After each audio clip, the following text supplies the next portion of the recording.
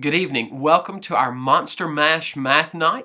I hope that you're having a great time here at school this evening and that you are learning some good things that you can use to help your child learn math a little bit better. In the news, you might have heard of the term Common Core, or from some information that has come from school. We wanted to just give you a little bit of an update of some information about Common Core. What is it? Why do we have it? What does it mean for our students? So hopefully I can answer some questions for you this evening. A lot of people will ask, I've heard about Common Core. What is it? And Common Core is a set of standards, and we have these standards for math and for English language arts that let teachers and parents know what our students should be learning in each grade level.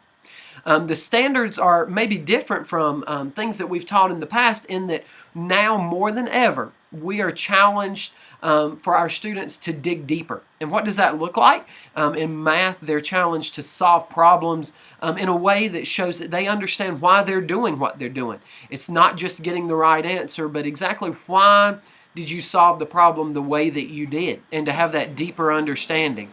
When we're reading, we want to practice things that good readers do. When we read closely to make connections to our personal lives, or maybe to think about, well, why did the author choose this word over this word, and things like that. So really digging deeper and have a stronger understanding of why we're doing what we're doing. Okay. In math, I mentioned that it's been okay in the past for our students just to get the right answer by going through a set of steps or procedures. And unfortunately, a lot of times we've forced this way of solving problems on our students before they're actually ready for that. And so with these new standards, we're challenging our students to understand exactly why those procedures work. An example of that would be like a problem like this.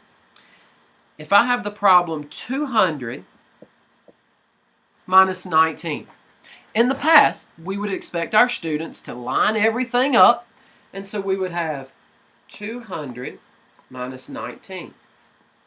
And we would expect that our students would go through and solve this problem the way that we would as an adult, that we would start in the ones place, and then we would have to do what we know is subtraction with regrouping. So we would have to come over here and say, well, I need to come here and borrow some from the hundreds place, and then that would give me 10 tens, but I need to borrow from the tens to come over here to the ones place. So now I have 10 minus 9 is 1, 9 minus 1 is 8, and 1 minus 0 would be 1. So I end up with an answer of 181. Now, even as adults, do we really truly understand what happened here? Do I know why I came over here and borrowed and regrouped and did all of these things that my teacher taught us to do? A lot of times we don't. And I see here, did I get the right answer? Sure, yeah, I got the right answer. But do I understand why I did what I did? And I think that's a major challenge within our new Common Core standards is understanding why this works. And for especially a 7, 8, 9-year-old, really looking at the math here, that's a pretty deep concept. And so I want them to understand what's really happening in a subtraction problem and what does subtraction really mean, so that then they can see why this works. We understand this as an adult would, maybe not as a 9-year-old would. Okay? So how can we get our students to this point where they can really truly understand the mathematics that are involved? It's learned through solving problems. Our kids need to have experiences solving different problems and solving these problems in a different way. When I work with students and I see that they solved a problem like this, I'm going to ask them, can you show me a different way to show me that you really truly understand what subtraction is? So how might they solve it a different way? They might use a hundreds board. They might use a number line. And those are some activities that I think you're going to learn about tonight. They need to have these different ways of thinking, not just our understanding as an adult. It's more than just carrying the one or going next door and borrowing. What's really happening? So I would expect that a student that could do maybe this type of problem, could they solve it a different way? Could they show it on a number line? And what might that look like? That might look like, here on my number line, I know that I have 200. And I am subtracting 19. My value is getting smaller. So I'm going to have 19. I could count back 19 little times on my number line and arrive at the number that's 19 less. Or I can solve it in a different way and think of the number 19.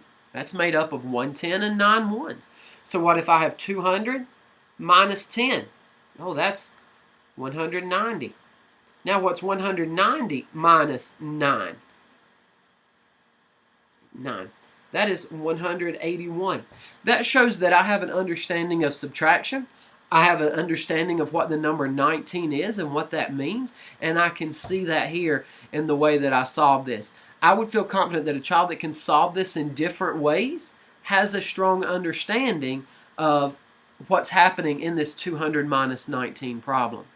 It's interesting, this procedure, this way that we solve it as adults, this is expected to be taught in 4th grade, and that's different for us.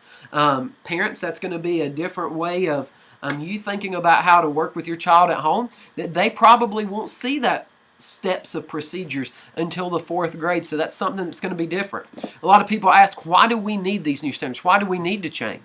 Well, when looking at international tests and things that are given to students, the United States is not where we would want to be. And when we look at how other countries are teaching, how other countries are performing on these tests, we recognize that we need to change something. And so as a result of that, experts in the field of education, in math, in reading, they all came together to create these new standards. So these standards, they're based on research. They are proven to give our students the education that they need.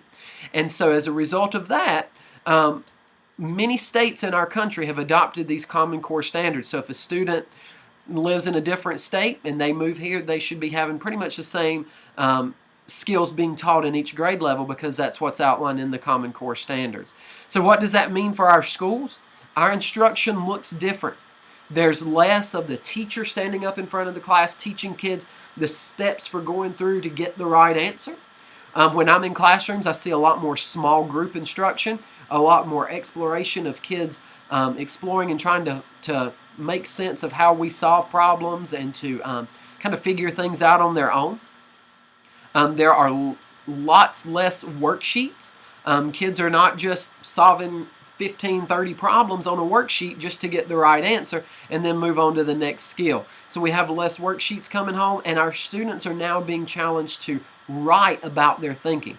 Write about how you solve this problem. Draw pictures to show me how you solve this problem, to show me that you really understand. I'm excited about the new standards because I think more than ever we are teaching our students how to think, not just to get the right answer, but to think and think in a way that makes sense to them to solve problems. And I'm very excited about that. So parents, what can you do to help? I encourage you to have a positive attitude. Be open-minded. Recognize things might look different than from when we were in school. And have an open mind and a positive attitude about that, because we are challenging our students to think about what they're doing much more than just get the right answer and move on. Okay? If you're working with your child at home, ask them to explain how they came up with that answer. See if they can tell you the steps they went through, not just in the same way of going through the procedure. How did you make sense of that problem? How did you understand that? Ask your child to solve the problem a different way, just like I did here. I showed it on a number line a very different way. So encourage them to do that to show that they really truly understand. And if you have questions, please ask questions of your teacher, of the administrators in your school. Ask questions so that you can better help your child at home, and that we can really truly challenge our students to think and to do math and to read in a deeper level than we've ever done before. I hope you have a great time tonight, learn a lot, and we look forward to working with you the rest of this school year.